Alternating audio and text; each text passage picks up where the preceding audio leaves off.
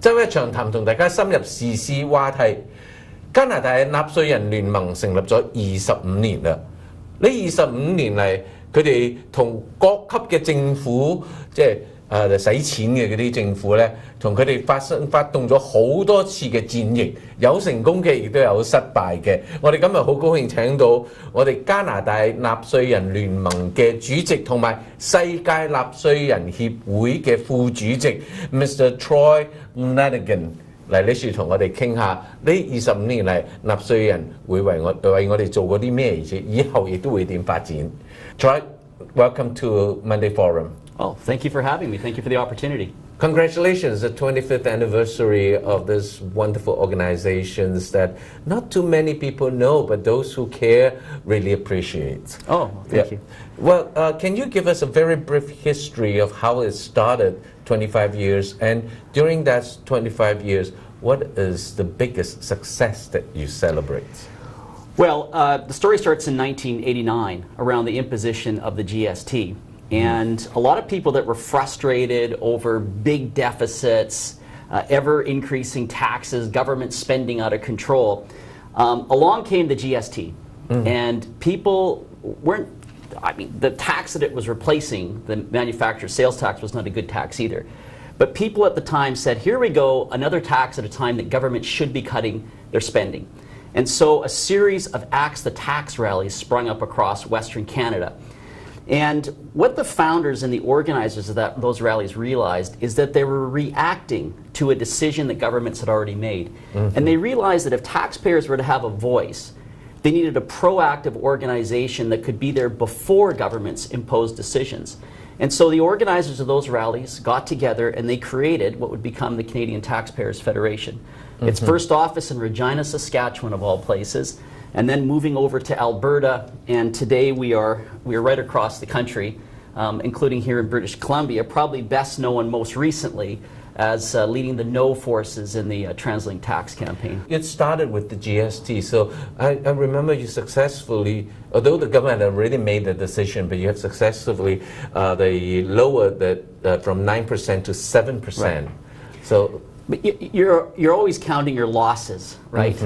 We weren't able to stop the GST. We weren't able to get spending under control the way we wanted to at the time. We were able to get the final the tax amount reduced from 9% down to 7%.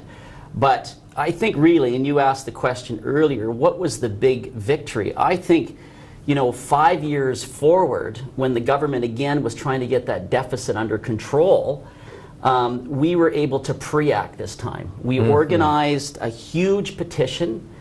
We organized a series of rallies that we were going to put across the country under the simple slogan, no more taxes. It was time for governments to get their spending in order.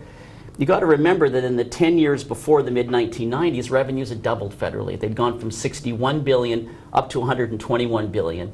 Yet they were talking about more taxes, more taxes, more taxes. It was time to control spending.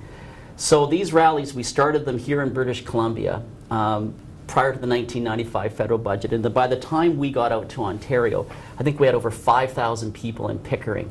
And we were able to present 250,000 signatures to Paul Martin before he delivered the budget. And that was the big lesson from 5 years earlier with the GST. This time we reorganized before.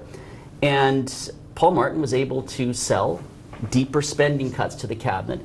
There were some small tax increases, but not nearly what was being presented and what was being proposed by the House of Commons Finance Committee at the time, for example.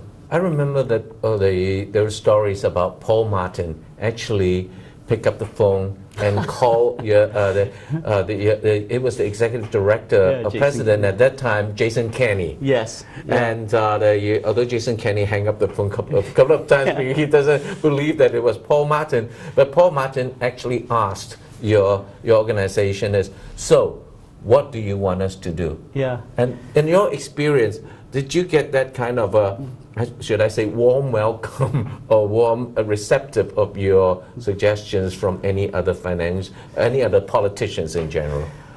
Well, it depends on personalities, right? In the book, I actually speak fairly highly of Paul Martin. We didn't always agree with Paul Martin, but he always had an open door. He was always willing to talk from us. And yes, Jason Kenney, before he got into politics, was our president, and there he was, a young 20-something getting a phone call out of the blue. I mean, Paul Martin just literally saw him on TV, picked up the phone, and Jason didn't believe it was the finance minister and hung up the phone.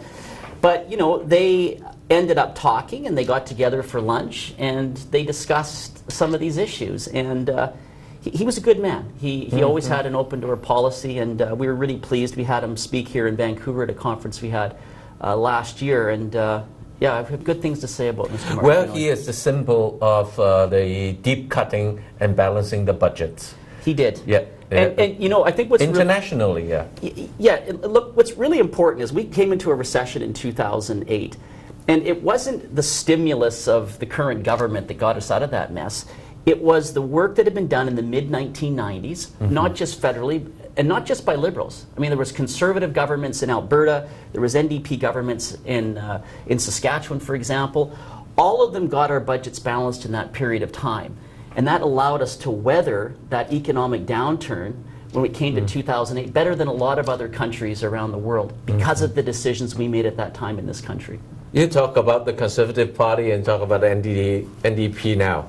That leads to my big question is, the Conservative always say that you are the organization, the spies of NDP, and the NDP has accused you as the think tank of the Conservative Party. Yeah. How did you balance that? How do you keep your nonpartisan principle? Well, we approach all policy regardless of what party is in power. You know, I use the example of the NDP government in Saskatchewan in the 19th. Roy Romano did some good things to get his budget balanced and back them away from the fiscal cliff that they were in. Mike Harris did good things in Ontario.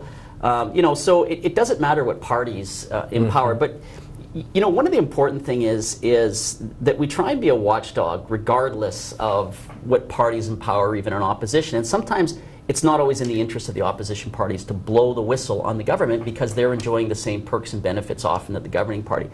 The salary and the benefits. Right. So before we came along, taxpayers in the country didn't know, for example, what their politicians were getting or paying themselves in pension benefits.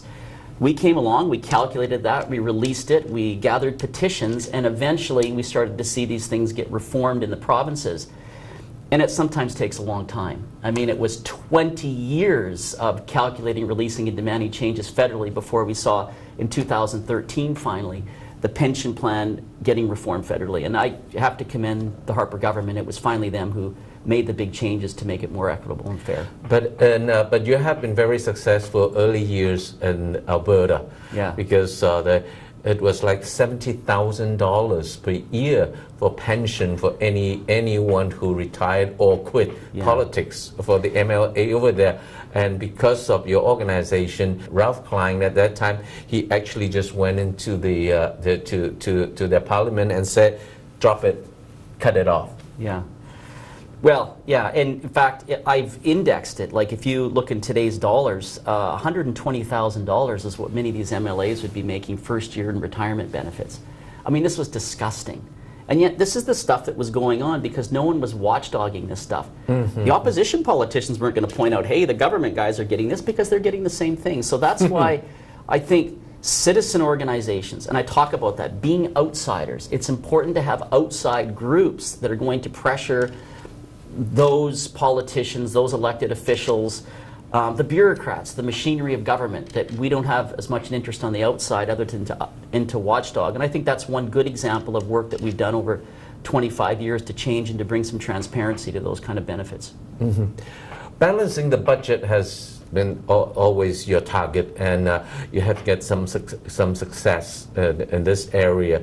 But as we are facing aging the population, taking care of the seniors, taking care of the older generation is one of the priorities of the government. There are saying that because that is so important, that even if the government has to borrow money, and if they can manage the debt, manage to pay back, that providing those services are most priority.